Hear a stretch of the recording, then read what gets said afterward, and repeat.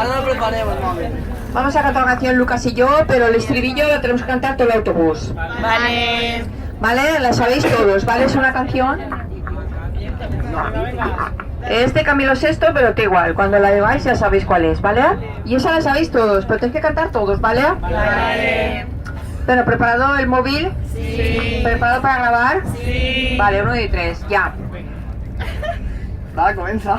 Siempre me traiciona la razón y me domina el corazón. No sé luchar contra el amor. Siempre me voy a enamorar de quien de mí no se enamora. Y es por eso que mi alma llora. Y ya no puedo más. Y ya no puedo más.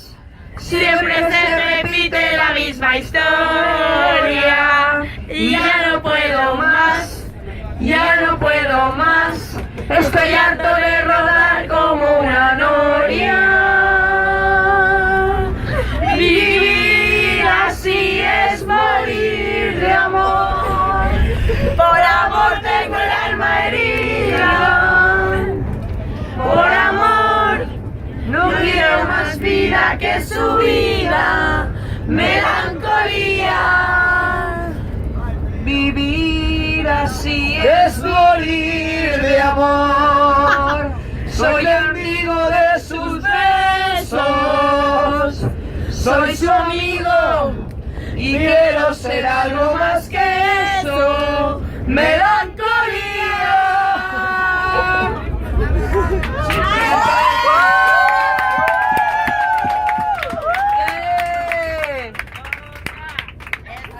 Ahora, y la